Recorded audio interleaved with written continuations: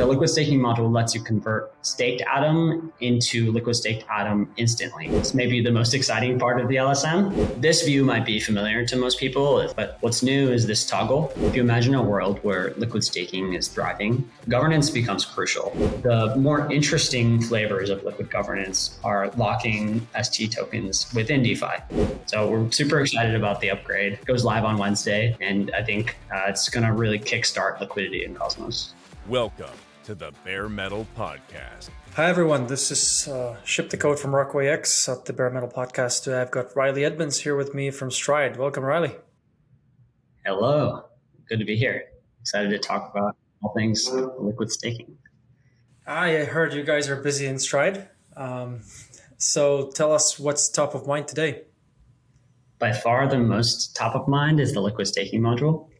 It goes live in 5 days on the Cosmos Hub, which means that users will be able to liquid stake their already staked Atom without having to unbond. We've been involved in some of the later efforts in that, along with Occlusion and some other teams. We're also looking ahead to some other roadmap items. I'm sure we'll cover it all today, but liquid staking and the liquid staking module are top of mind. So LSM is I'd say quite an awaited feature, which is going to introduce sort of more flexibility in moving around staked tokens, which will be super interesting to watch. What are the use cases that come up with? But obviously liquid staking is the key sort of use case here. So can you talk about what that's going to enable for you guys? Like, how is that going to make life easier for stakers? So I can sort of move my stake that around. How would that work? Yeah. So I think you're talking about the UX portion of the liquid staking module. Taking one step back, the liquid staking module, first of all, gives stakers peace of mind. It's a safety framework. It's regulation, and it basically exposes a number of knobs, controls that Cosmos Hub governance can tweak to make sure that liquid staking providers and liquid staking doesn't get too big, doesn't get too concentrated, and make sure that all the incentives are aligned. So the first piece of the liquid staking module is a 25% cap on the total amount of Atom that can be liquid staked. So no more than 25% of voting power can be concentrated in the hands of liquid staking providers.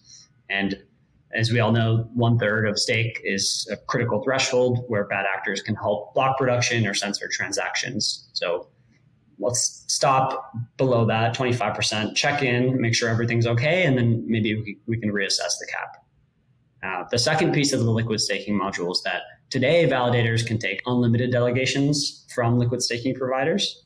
With LSM, before receiving any liquid stake delegations, validators need to put some skin in the game by self-bonding Atom.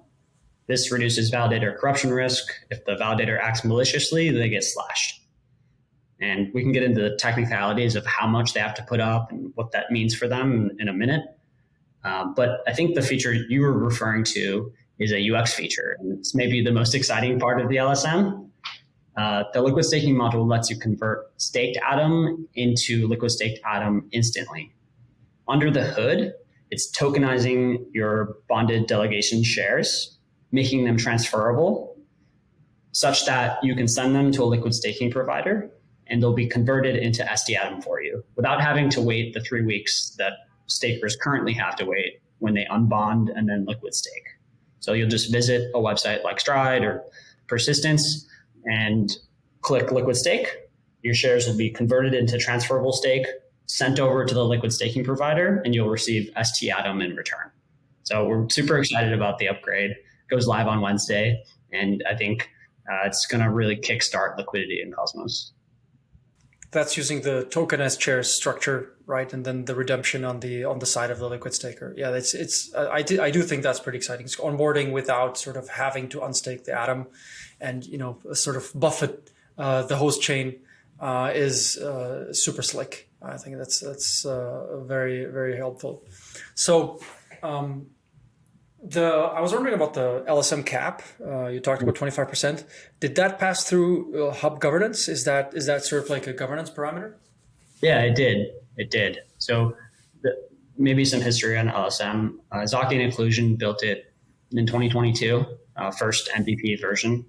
It was kind of sitting in a GitHub repo, but was never ported onto any chain. There were a few last tweaks that needed to be made. So Occlusion and the Cosmos Hub team got the ball rolling on those earlier this year. And a few other teams like Haifa, Persistence, Stride plugged in to help and get it across the line. And the 25% cap that you mentioned was in the forum post that went up, I think, in June or July. There are a few other parameters in that forum post. And then there was a signaling prop to ratify the intent to add the liquid staking module to the hub. It included proposed values for the parameters, so 25% for the cap. And then more recently, there was a vote to upgrade the Cosmos Hub to V12. So Gaia V12 upgrade, which is going live in 5 days. And that will bring all this work to fruition and upgrade the Cosmos Hub to include the LSM. So the second part of what you mentioned were the bonds that the validators have to put up. So as far as I understand, I inspected some of this way back, but there's a ratio between like how much the validators put up, and that translates into a maximum stake they can get. There's some sort of multiplier. Is that right? Yeah, the validator bond factor. Validator bond. Okay. And do you remember off the top of your head what that is? Like, I'm wondering, because that affects somehow decentralization, right? I mean, if you put the ratio too low, then only rich validators will be able to get stake. But if you put it up too high, then, they don't have enough skin in the game. So like, basically the validator bond factor determines the degree of skin in the game that validators must have in order to be entrusted with delegations from these providers, the liquid staking providers. It's currently set to 250. And just taking a step back, current Atom liquid staking requires 0 skin in the game from validators. The effective validator bond currently is infinite.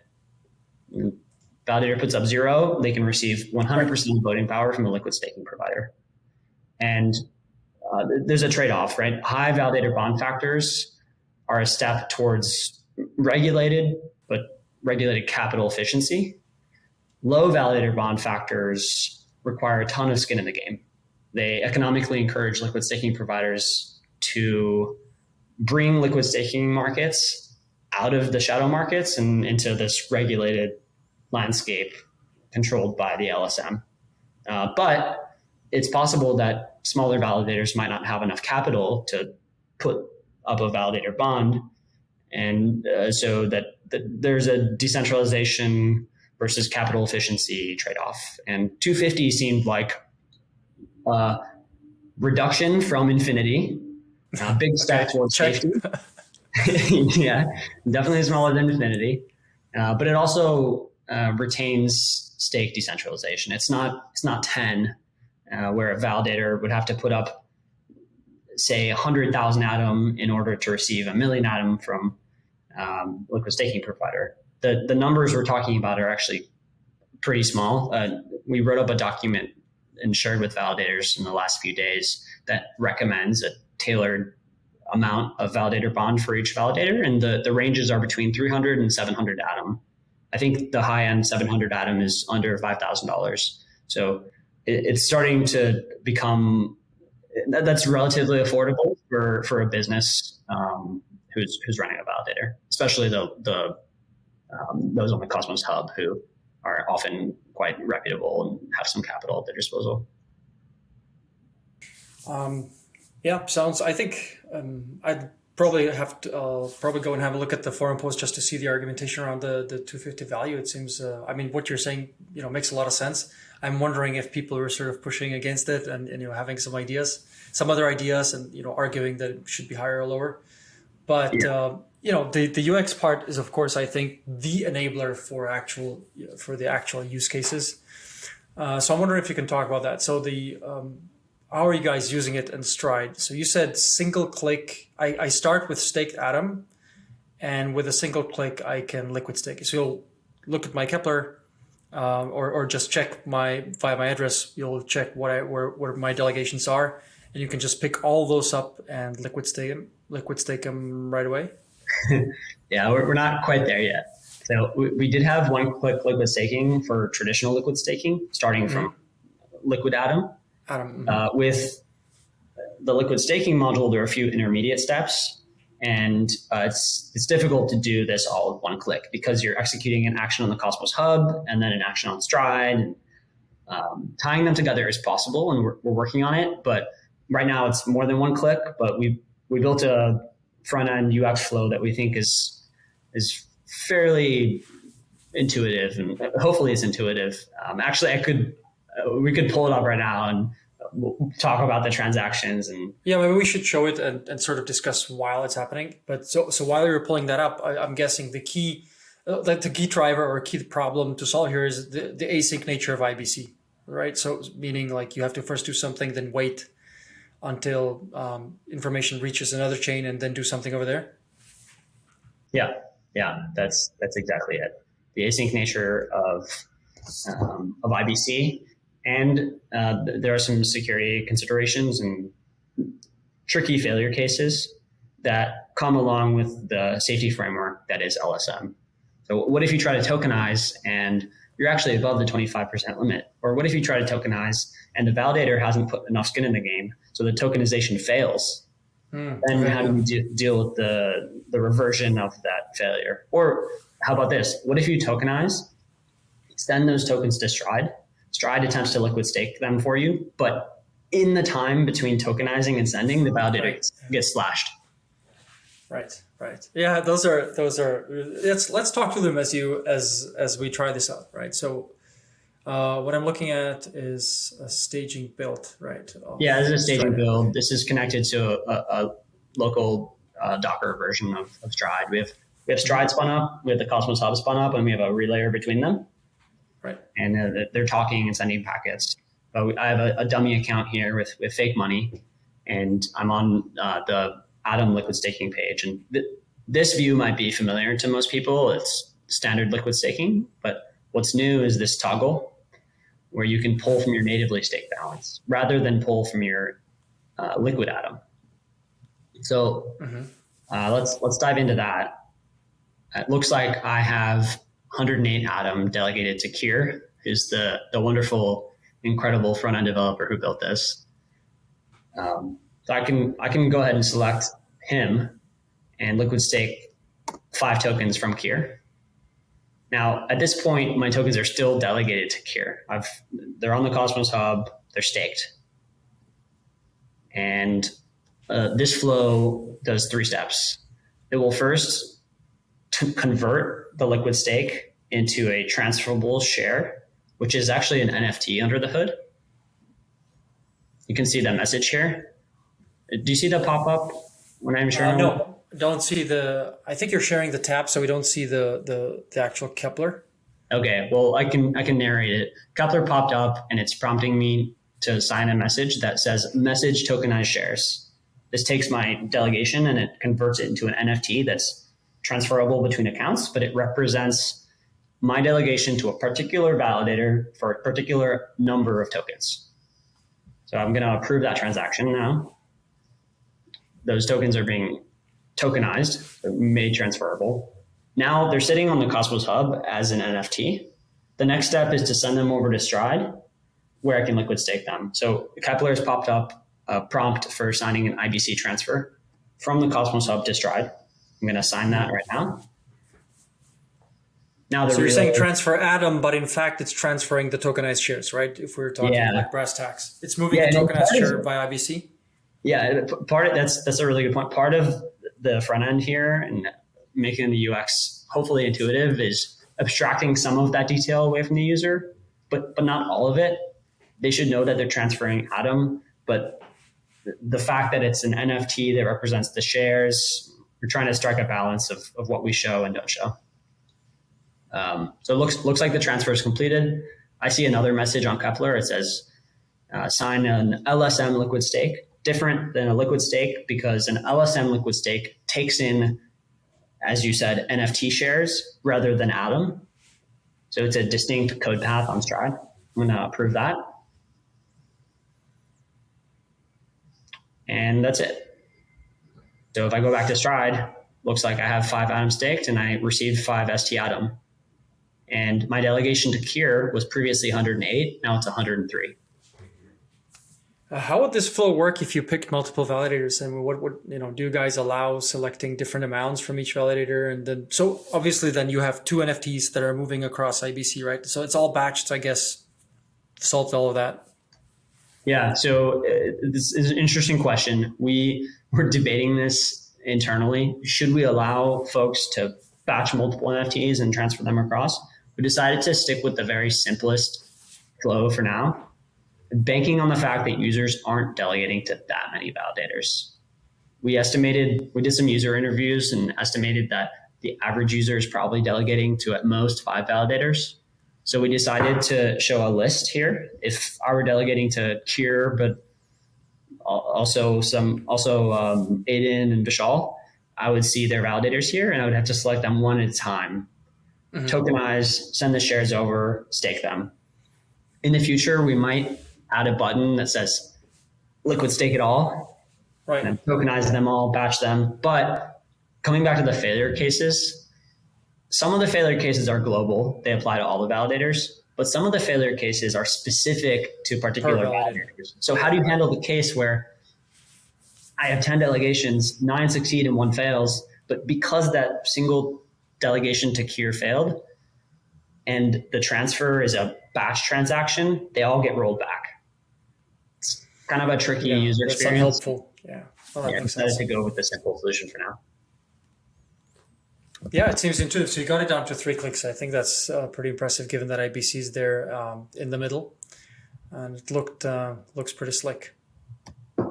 Yeah, well, we'll see on Wednesday when it goes live. Hopefully it works and is intuitive for everyone who wants to tell us on liquid stake. So now let's assume you guys pick up, a bunch of new liquid stakers, and you're starting to increase sort of the proportion of Atom that's staked by you guys, right? There's one important thing that it's top of my mind, which is liquid staking governance.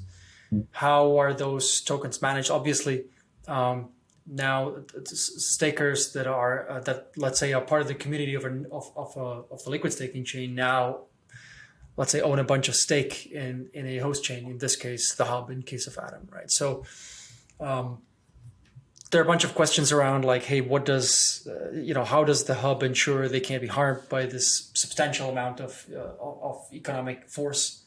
What can be done here? How are you guys thinking about it, first of all? Yeah. So from first principles, governance is crucial. And if you imagine a world where liquid staking is thriving, let's say on Ethereum, where nearly 33% of all stake is liquid staked, governance becomes crucial. And take that to its limit. If more than 50% of stake is liquid staked and liquid stakers don't have the ability to vote on proposals, the minority of native stakers then control governance. And the proof of stake, in particular in Cosmos, the delegated proof of stake mechanism breaks down very quickly. So it's crucial to have governance, but it's also crucial to have safe governance. And the naive implementation of liquid governance, where you allow ST Atom holders to vote, would be to tally up how much ST Atom everyone has and allow them to cast votes on the Cosmos Hub. Obviously, that's a little bit short-sighted and goes against what's implemented in the governance module in Cosmos. The Cosmos governance module implements a system where only locked tokens can stake. You can vote. You have to be staked to vote. So similarly, we need to implement a system like that in liquid governance. Otherwise, a number of different attack vectors open up where users could vote, sell the token, get a new token to another account, and vote again. Or simply vote, transfer to a new account, vote again, transfer to a new account, and repeatedly accumulate vote, sibling the governance proposal. Right, that will obviously be unhelpful. Yeah. Are there so one thing that was going through my mind as well, like could you somehow leverage or could you somehow borrow against this and increase the size of your vote? Do you think that's an attack that makes sense? Yeah, you probably could. One of the most common use cases for ST Atom is looping on lending markets. So get ST Atom, put it as collateral on UMI, borrow Atom, liquid stake, deposit that as collateral in UMI, and repeat. You can 5x your ST Atom this way today, and maybe more in the future. On Aave, I think you can 18x. The Ethereum community decided to set the limits pretty aggressive there. But the same attack vector can be used for governance.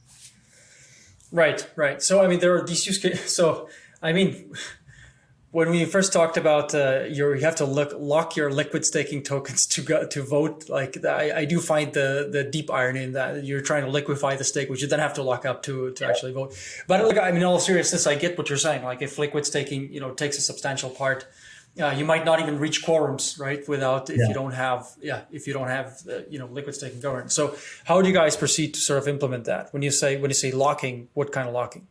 Yeah. So the main criteria you need to satisfy is you need to lock for the unbonding period. And the unbonding period is different on each chain. So the locking mechanisms differ by token. And then the next question you might ask is, where should these tokens be locked? Well, if you just lock them after they're liquid staked immediately, you haven't really done much beyond native staking. The risk profile looks very similar and you're not earning additional yield. So that's a very naive implementation. Let a user liquid stake on Stride, lock the token there, and give them governance rights to vote on the Cosmos Hub. And we can talk about how that governance works. How do they beam the vote to Stride, and how does that get transferred onto the hub in a minute? But just talking about the design for a second, that's V1, and that's something that Stride contributors are working on and is basically finished. But it doesn't help the user that much because who wants to lock their liquid staking token outside of DeFi? The more interesting flavors of liquid governance are locking ST tokens within DeFi. So at a very basic level, you could lock your token within an AMM pool. You're providing liquidity on Osmosis, say, and you lock in the 14-day gauge. I think that's the unbonding period on Osmosis. Once you've verified that you're locked in that gauge, then you can cast a vote over to Stride that then gets beamed onto the Cosmos Hub on your behalf to participate in governance. So that's an interesting idea. On the other hand, if the AMM pool actually turns unfavorable and I can't pull my liquidity out because I'm locked due to the governance constraints, right? So I have to sort of pick and choose here. Can you do this for some stables? Yeah, no free lunch. No free lunch. You definitely can do it with stables. So that's the third step. Locking in maybe Agorix IST or any of the other stables in Cosmos, or locking ST Atom up as collateral in a money market, say on Mars or UMI, and voting from there. And there are all kinds of additional DeFi use cases. You could lock ST Atom up as collateral for a pool on Levana perps and vote from there. As long as the locking mechanism is implemented. Because all that inhibits is me sort of, repaying the loan early and getting the collateral out.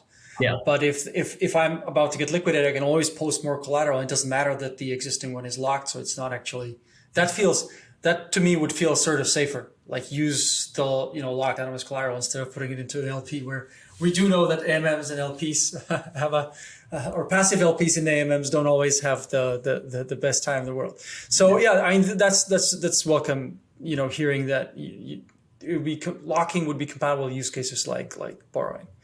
That's making a lot of sense. Then that would fulfill the idea, the original purpose of the liquid staking token as being active in DeFi. So yeah, voting. I mean, okay, so that would allow you to open up the voting or solve the problem of being able to vote without endangering sort of the governance mechanism. But the second question is, voting alignment, voting incentives. You're still the second elephant in the room is you are a holder of a token that's issued by the liquid staking chain, but you're still affecting like a host chain. So if I was a holder on the host chain, my question would be, how are these guys? I'm letting this new community in, essentially. That's a community of another chain, and will they be voting in favor of the hub? There's obviously some alignment since they are holding Atom in some sense, but how are you guys thinking about this problem? Yeah, that's a good one. I think the alignment question, there are two pieces to it. The first is when ST Atom holders vote, who will they vote for? And as you said, most ST Atom holders are probably some mixture of Stride community and Cosmos Hub community. But if we ever reach a point where a lot of the percentage of voting power on the hub is controlled by liquid staking providers, then at that point, most ST Atom holders will be Cosmos Hub community, so they should be aligned with the Cosmos Hub. Now, the other piece of it is Stride has some special privileges around choosing the distribution of voting power on the Cosmos Hub. And you see all liquid staking providers have their own solution to this. Lido has a whitelist. Stride has a system that's a bit different than a whitelist. Basically, we elect a council of members from the Cosmos Hub who will propose a validator set, and that validator set is then ratified by Stride governance. So the question is, hey, what if that council is just the Stride team or some insiders on Stride? Don't they have a lot of power to shift the distribution of delegations within the Cosmos Hub? We're trying to build systems to make sure that incentives and the council is very aligned with the host chain. A few things we're doing. This council is exclusively composed of Cosmos Hub community members, no one from the Stride team, no Stride contributors. And we're trying to also make sure that no one on the council is a validator, because there's a clear conflict of interest if you're rating other validators and you are one of them. Today, if one of those members is a validator, they can't vote on themselves.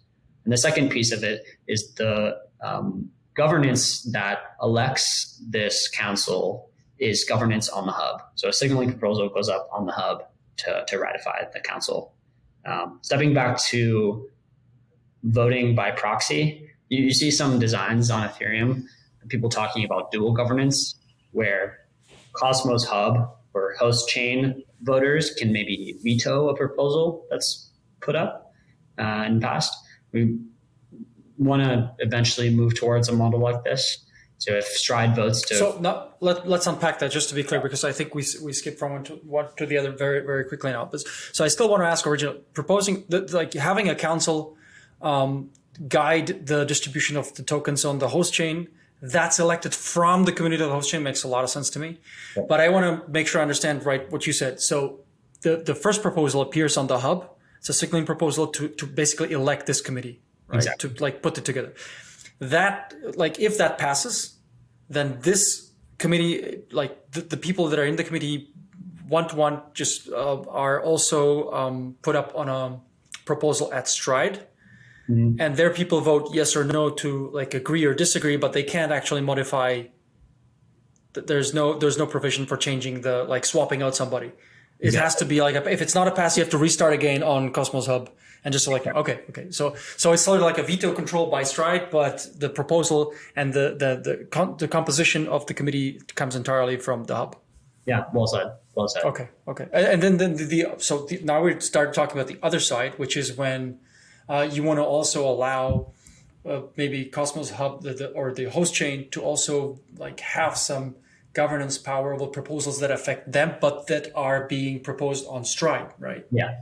Okay, yeah. So let's talk about this use case. Like Stride puts up a proposal that affects the hub, and then what do you do? Like Stride is already a big liquid staking holder, so it has a lot of tokens. How does this work? Yeah, Stride could propose to change the method by which validators are selected.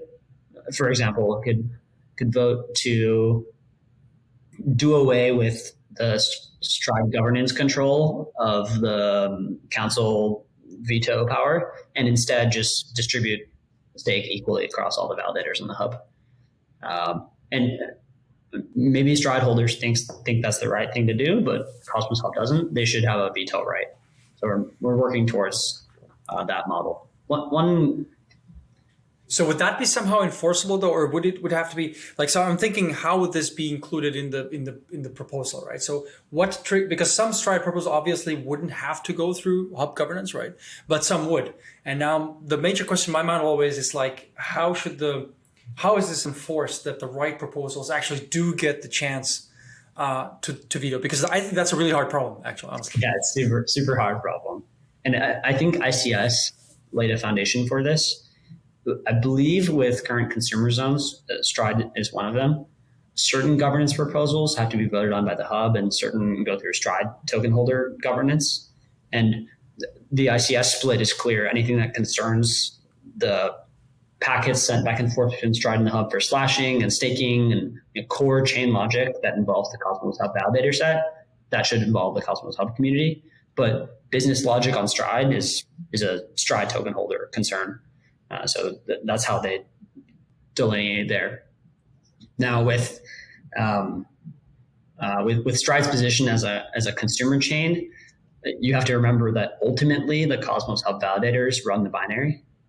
They're the ones who, if they wanted to, could fork. If they wanted to, could add arbitrary code. If 2/3 of them were to agree to do that. So at the end of the day, they have control. And that's part of the reason why I think the Stride community voted to join the Cosmos Hub.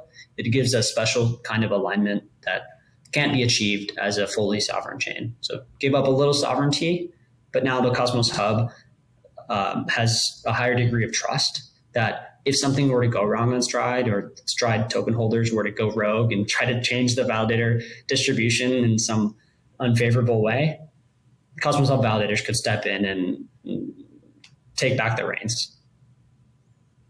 Right, I see that. Okay, so this likely does sort of align the communities a bit more, or let's say intertwines them, I think is more accurate. Like hopefully alignment comes out of that. Yeah. But like the effect here seems to be that they're bound together more tightly because many effects can have counter effects because of this, like say joint validator set. Yeah, you're in it whether you like it or not. Yeah. So like it sounds like you guys are doing a lot of interesting work. So I hope you guys carrying on at the same speed. I'm excited to see to check out the check out Stride when it goes live. See if I can liquefy some of those stakes that I've got. Well, so best of luck to you guys. Thank you. I think Aiden promised to shave his head if 25% of if the cap is reached by the end of the year. So you'll have to and 25% by the end of this year. End of this year. Okay, well that's a long option. I don't know if that's going to be in the money, but he's not asking for anything else in return, right? So we can still take the bet. So yeah. All right. Well, thanks for coming on, Riley, and telling us about what the next steps are. And full steam ahead. Thanks for having me. This is fun.